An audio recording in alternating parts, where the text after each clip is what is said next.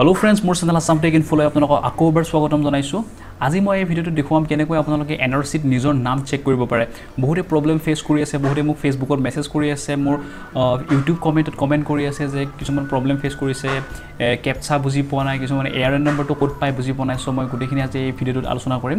So প্ৰথমতে আপোনালোকে যিকোনো এটা ব্ৰাউজাৰত খুলি ল'ব assamtechinfo.in ওয়েবসাইটটো খোলাৰ লগে লগে আপোনালোকে এনেকুৱা এখন ইন্টাৰফেস দেখা পাব আৰু ইয়াতে আপোনালোকে প্ৰথম পোষ্টটো দেখা পাব এনআৰসি সেকেন্ড লিষ্টত এতিয়া প্ৰকাশ পাব নিজৰ নাম কেনেকৈ চাব, নাম নাথাকিলে কি কৰিব। ওকে, এই যেটো লিংক আছে এইটোত ক্লিক কৰিব। ক্লিক কৰাৰ লগে লগে নতুন এটা পেজ খোল খাব আৰু এই পেজটোতে আপোনালোকে গুটেখিনি ডিটেইলছ পাই যাব, লগতে চাৰিটা ওয়েবসাইট পাব। এই চাৰিটা ওয়েবসাইটত আপোনালোকে এনআৰসিৰ ৰিজাল্ট চাব পাৰিব। ঠিক আছে, সো চাও তলত স্ক্ৰল কৰিব। স্ক্ৰল কৰাৰ লগে লগে আপোনালোকে সব মই দেখুৱাইছো অনলাইন যেটো প্ৰসেস আছে। তো বহুত কেইটা প্ৰসেস আছে, আপোনালোকে অফলাইন পদ্ধতিৰে বা আপোনালোকে এসএমএছৰ জৰিয়তে আপোনালোকে এনআৰসি ৰিজাল্ট লাভ কৰিব পাৰে। ঠিক আছে, সো মই দেখুৱাই দিছো। চাও স্ক্ৰল কৰিব। স্ক্ৰল কৰাৰ লগে লগে আপোনালোকে চাও ইয়াতে অনলাইন যেটো প্ৰসেস আছে, আপোনালোকে এনআৰসিৰ অফিচিয়েল ওয়েবসাইটটোত গৈও চাব পাৰে, নাইবা আপোনালোকে মই তলত কেইটামান ওয়েবসাইট প্ৰভাইড কৰিছো। চাও এই পাঁচটা ওয়েবসাইট প্ৰভাইড কৰিছো, এই পাঁচটা ওয়েবসাইটতে আপোনালোকে এনআৰসিৰ ৰিজাল্ট চাব পাৰিব। ঠিক আছে, ইয়াৰ যেটো বেষ্ট ওয়েবসাইট আছে হেতু হৈছে 3 নম্বৰ ওয়েবসাইটটো draftenrcasam.com। এই ওয়েবসাইট আপোনালোকে খুলি ল'ব।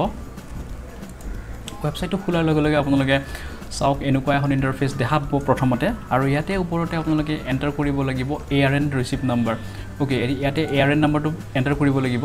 ARN নম্বৰটো আপোনালোকে পাই যাব, এনআৰসিৰ ফালৰ পৰা এখন ৰিসিপ্ট পাইছিল, সেই ৰিসিপ্টত আপোনালোকে ARN নম্বৰটো পাই যাব। ওচৰত এটা বাৰকোডো দেখা পাব, সেই বাৰকোডৰ যেটো নম্বৰ আছে হেতুৱে হৈছে আপোনালোকৰ ARN নম্বৰ। ওকে, সো ইয়াতে ARN নম্বৰটো এন্টাৰ কৰি দিব। এনেকুৱা ধৰণৰ ARN নম্বৰ এটা হ'ব 101 এৰে স্টাৰ্ট হ'ব, এনেকুৱা ARN নম্বৰ এটা পাই যাব। তাৰ পিছত ইয়াতে তলত দিছে এন্টাৰ ক্যাপচা।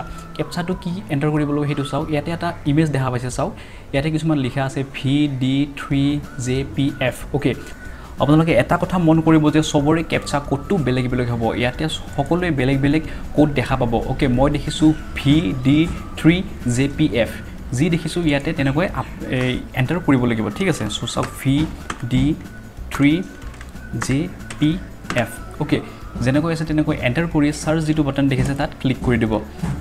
ক্লিক কৰি দিয়াৰ লগে লগে আপোনালোকৰ কম্পিউটাৰত বা মোবাইলত এনেকুৱা এখন উইন্ডো খুল খাব, য'ত আপোনালোকে আপোনালোকৰ ৰিজাল্ট চেক কৰিব পাৰিব। ঠিক আছে, বহুত সিম্পল প্ৰসেস হয়। মই যিমান পাৰো সহজত বুজাবলৈ ট্ৰাই কৰিছো। তাৰ পিছতো যদি কিবা কনফিউজন আছে বা কিবা ডাউট আছে তেতিয়াহ'লে মোক কমেন্টত মেসেজ কৰিব পাৰে, নাইবা মোৰ ফেসবুক পেজ আছে, ফেসবুক পেজতো মোক আপোনালোকৰ ARN নম্বৰটো দি দিব, মই আপোনালোকক চেক কৰি তাৰ স্ক্ৰিনশ্বট মই ফেসবুকতে আপোনালোকক চেণ্ড কৰি দিম। আৰু এই পোষ্টটোৰ লিংক মই মোৰ ভিডিওৰ ডেসক্ৰিপচনত দি দিছো, তাৰ পৰা আপোনালোকে ডাইৰেক্টলি পোষ্টটো এক্সেছ কৰিব পাৰে। আৰু ভিডিওটো চাই যদি ভাল পাইছে তেন্তে ভিডিওটো লাইক কৰক, কমেন্ট কৰক আৰু শ্বেয়াৰ কৰক, আৰু মোৰ চেনেলটো সাবস্ক্ৰাইব কৰিবলৈ নাপাহৰিব। গতিকে আজিলৈ এইখিনিয়ে, ধন্যবাদ।